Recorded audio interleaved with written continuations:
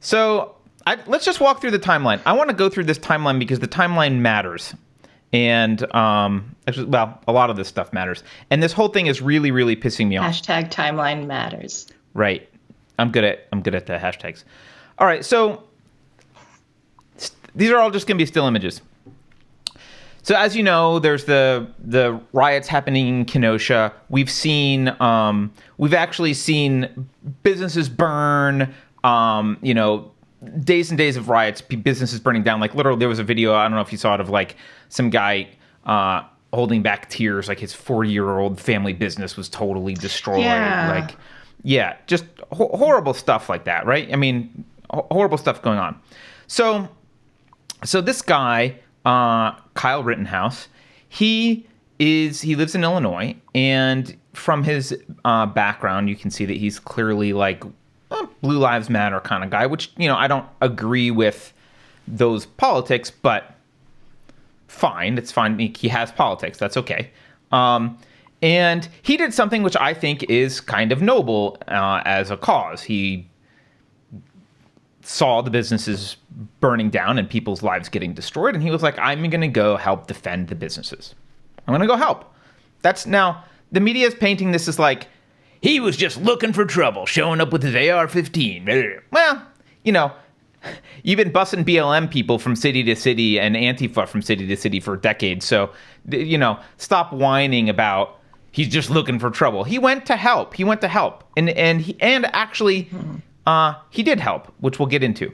But so he gets there, and the cops know it wasn't clear what exactly group he was with, but he was with a group of people who are all there to defend businesses.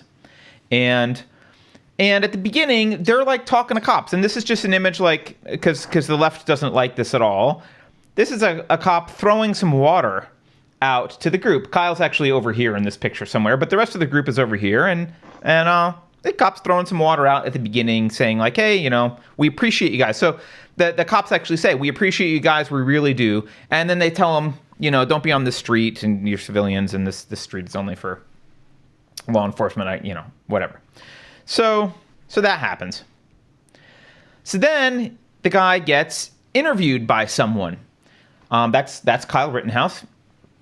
He's getting interviewed, and the interviewer says to him, hey, what are you doing out here? Obviously, you're armed, and you're in front of this business that we saw burning last night, right? So what's up? Yeah. So Kyle says, he explains. He says, well, people are getting injured, and our job is to protect this business. Part of my job is also to help people. If there's somebody hurt, and, he looks down at his gun, he goes, well, I am running into harm's way. That's why I have my rifle, because I got to protect myself, obviously. But I also have my med kit. And he shows his med kit, which you can see in this image right here. That's his med kit, right? Probably why he's wearing medical gloves. I'm not sure why he's wearing gloves, because he's not wearing a mask. So it's probably not a COVID thing. But so he's got his gloves, and that's what he explains. Okay, fine.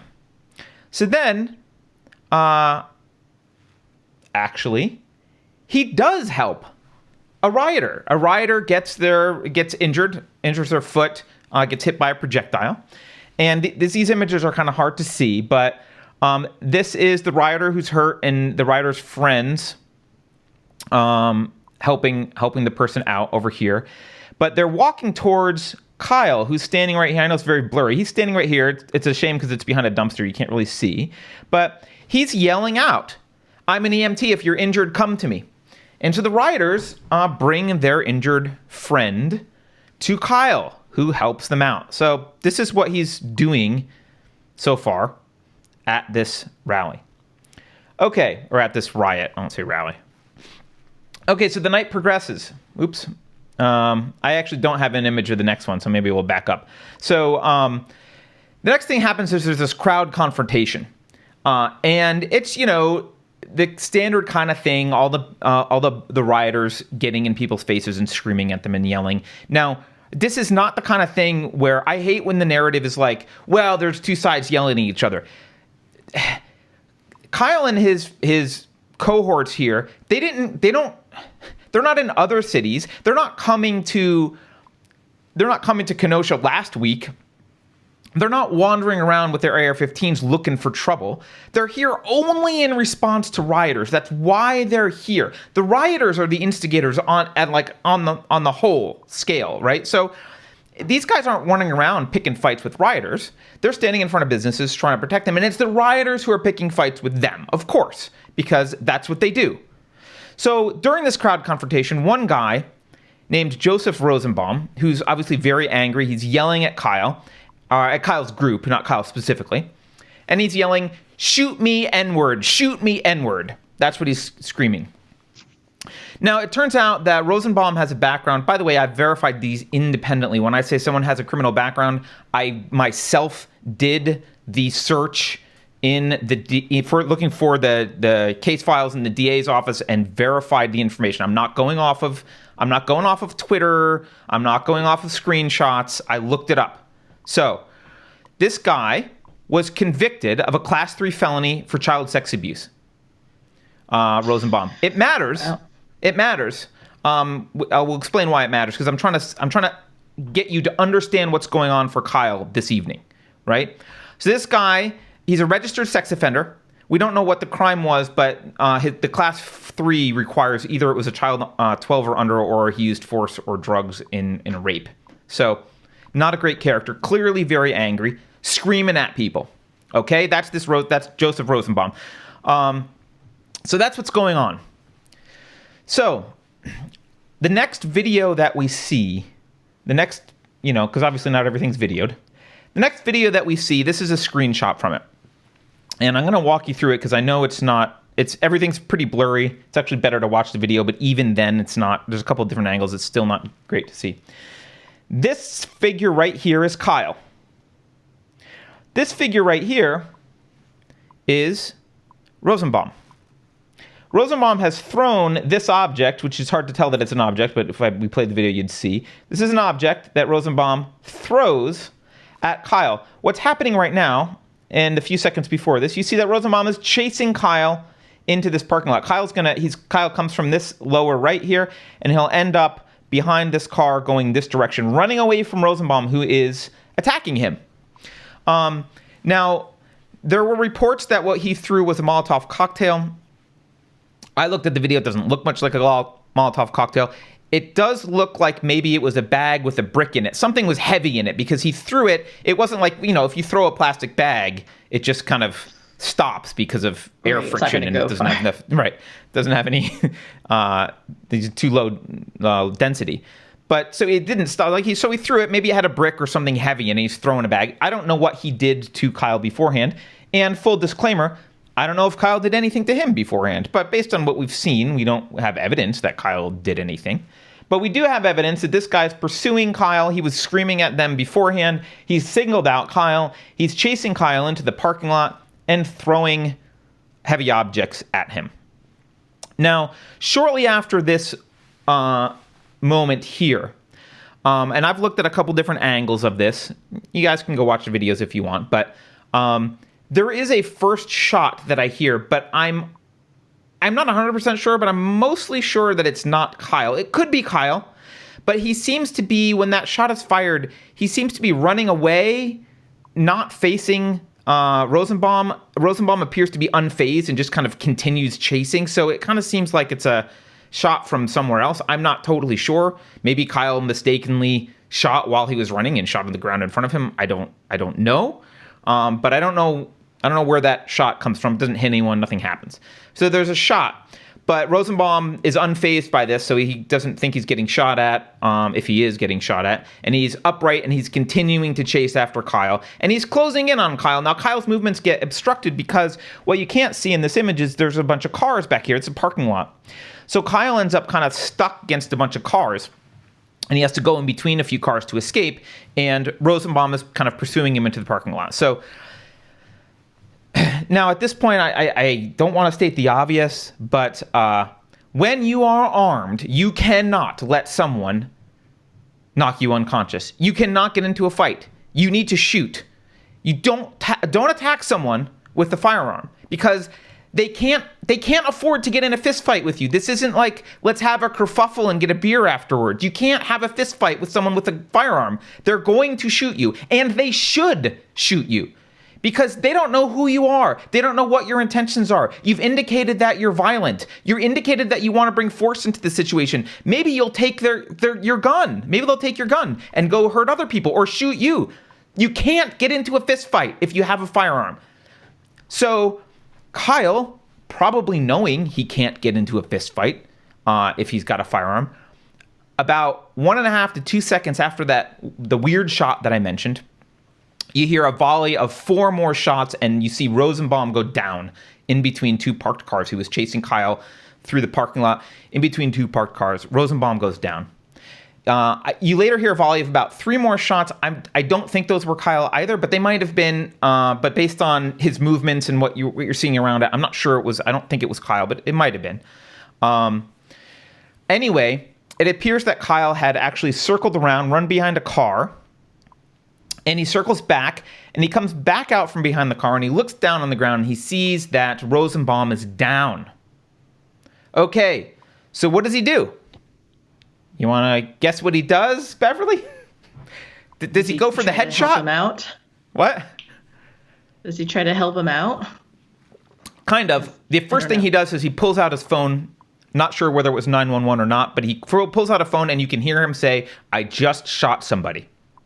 Oh, right. Okay. I remember hearing about that. Right? Yeah. And he's standing right there. He's not leaving the scene. He's not threatening, like he's let go of the gun. It's just slung over on his chest right now. So he's switched modes. He's no longer defense or anything. He is now in I'm going to help and take care of the situation mode because there's, someone's been shot. I just shot someone. So he calls and says, "I just shot somebody."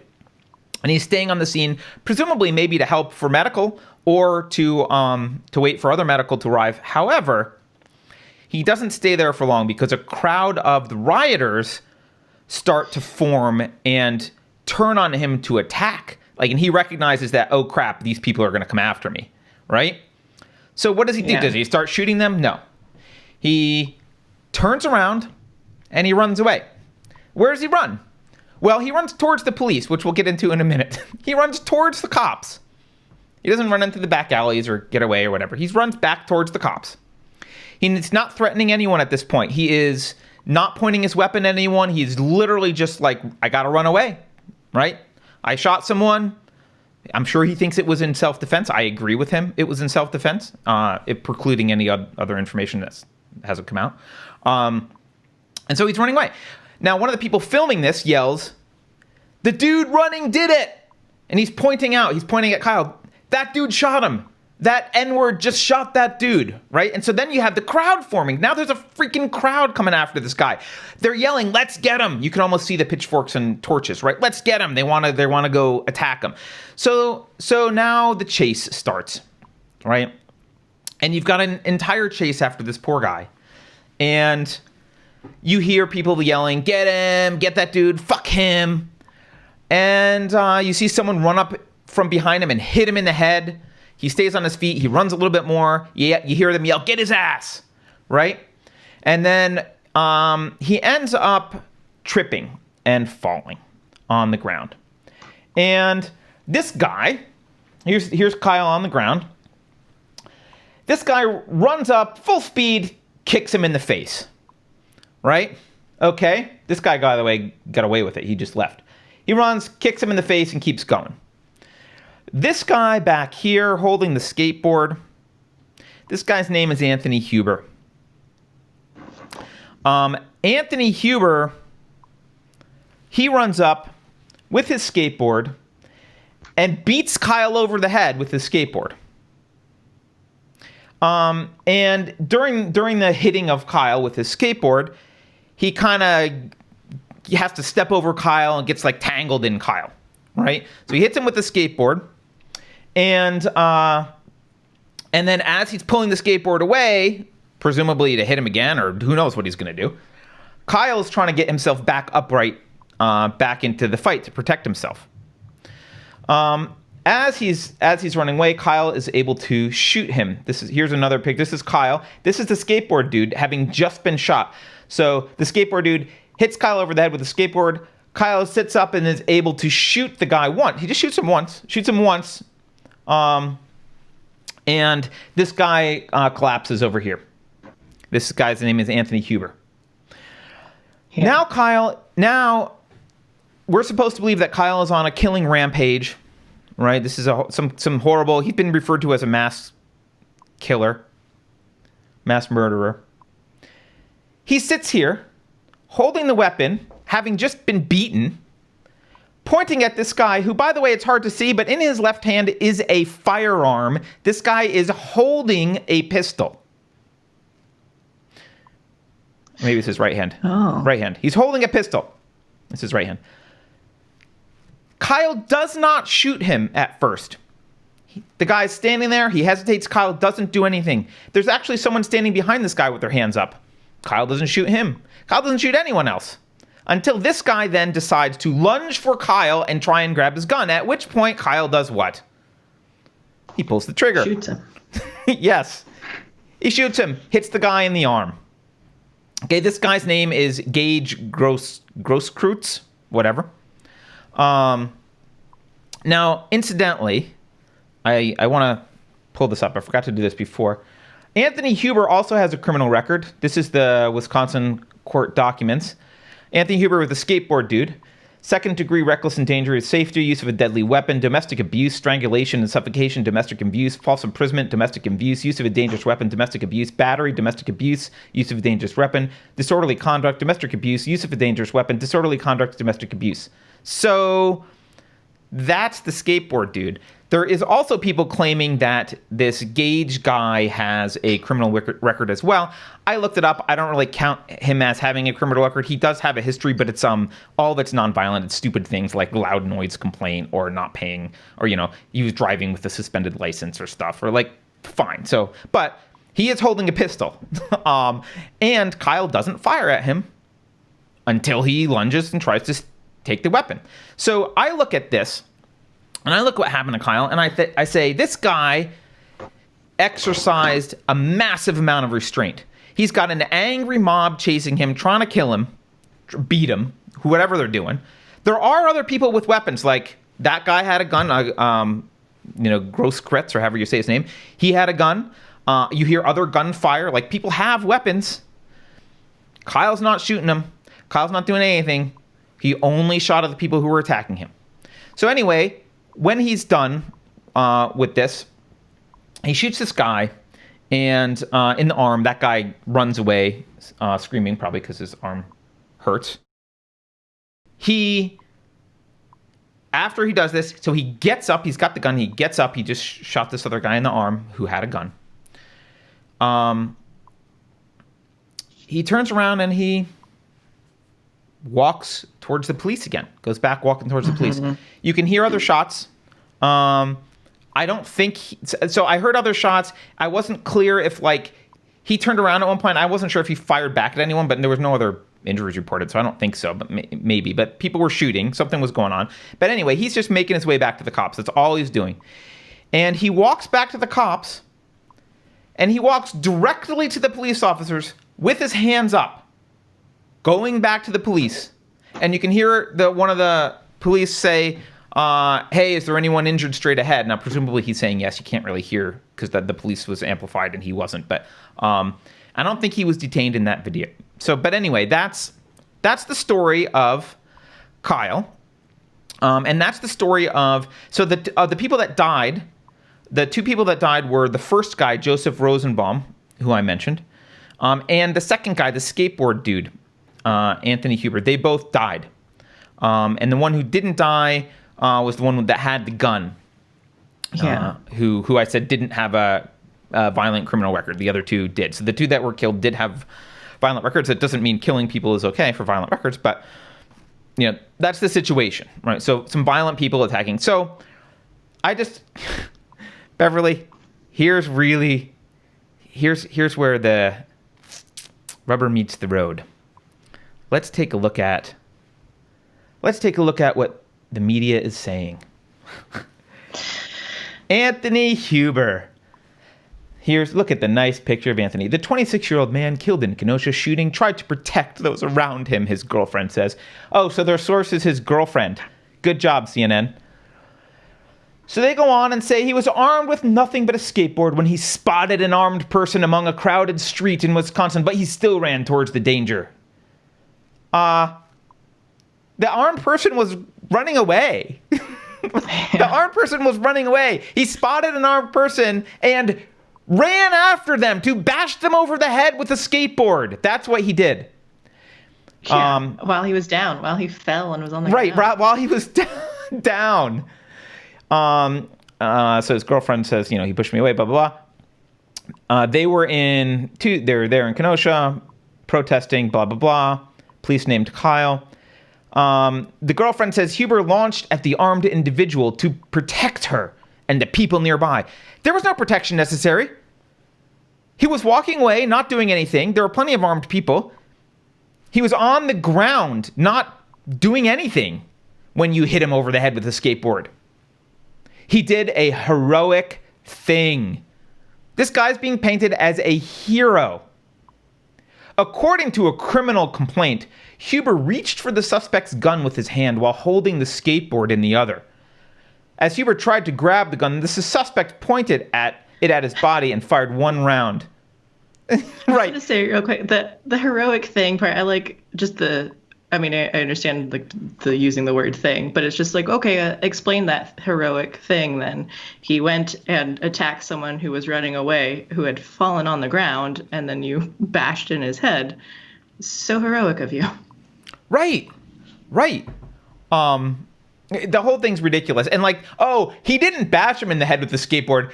He was just running at him from the side, leaping over him to grab his gun, and his skateboard happened to bash him in the head while he was holding it. Oh, okay. Oops. I feel like Kyle's defense should be like, I didn't shoot him. I was just reaching for his skateboard to give it back to him, and a bullet came out of my gun. Oops. Right. All right. So that's him. How about Gage? By the way, I don't know if I have one about the first guy. I think the media is not really talking too much about the first guy, although maybe I'm wrong. Gage. What are we saying about Gage? The third protester who allegedly shot in the middle of the Black Lives Matter demonstration. Okay. Here's more on it. Who is he? He's been identified as the third person. He'll need arm surgery. He will need reconstructive surgery after taking a bullet to the bicep. He volunteered as a medic for BLM protesters in Milwaukee this summer, and his friends told us that witnesses saw him helping out the night he was shot. What happened to him? Well, the footage shows Rittenhouse holding an AR-15. At one point, shots are heard. Blah, blah, blah. Shooter seen jogging. The shooter is jogging on the street, not running away, jogging on the street before falling to the ground and shooting two people, one of them in the arm. Do you notice something that's missing from this story about the man sustaining the arm injury is Grosskreutz? Do you notice something missing here? He was holding a fucking gun. Yeah. He was holding a fucking gun. Just so much context that's missing. He was holding a gun and because holding a gun's not a crime. He was holding a gun and going after the guy on the ground. I know I'm gonna piss people off, and I know some people think this is a bad thing, Beverly, but this Kyle Rittenhouse thing is a litmus test. I don't like. I'm not a Blue Lives Matter kind of guy. I don't like a lot of the cop stuff. I think they're a police state.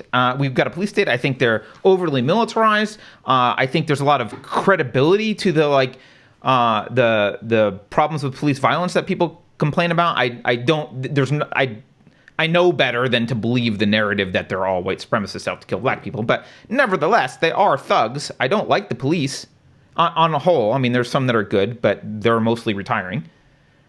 But I don't have to, my alternatives aren't, you either like the police or like thugs. I don't like thugs either. I don't understand how. There's a lot of people who are like, well, I'm on the side of hating the police, therefore I'm on the side of these thugs who attacked this dude. I'm like, no, we don't need thugs either. We don't need thugs either. And sorry, one more thing, and then I'll shut up and we can have a conversation. I know I'm going, but I've been reading my John Locke lately. I happened to be reading this just the other day. And I'm just going to read you a passage from, I don't even know what it is. This is, which essay is this? Ooh. Treatise, Second Treatise of Government, Chapter 3, Section 18. Sounds like I'm quoting the Bible. This makes it lawful, this is John Locke. This makes it lawful for a man to kill a thief who has not in the least hurt him, nor declared any design upon his life, any farther than by the use of force, so to get him in his power, as to take away his money or what he pleases from him. Because using force, where he has no right, to get me into his power, let his pretense be what it will, I have no reason to suppose that he who would take away my liberty would not, when he had me in his power, take away everything else. And therefore it is lawful for me to treat him as one who has put himself into a state of war with me, i.e., kill him if I can, for to that hazard does he justly expose himself, whoever introduces a state of war and is aggressor in it. Regardless of what you think about the BLM protests, regardless of any of this, we have no evidence that Kyle was an aggressor. All we have is evidence that he was aggressed against and put into a state of war and defended himself accordingly. And unless there's some other evidence that comes out, I'm not going to sit on the sidelines for this one and be like, well, I don't know, let's wait for all the, like, the evidence here is clear. The guy's innocent, and I think this is a litmus test. That's the end of my rant.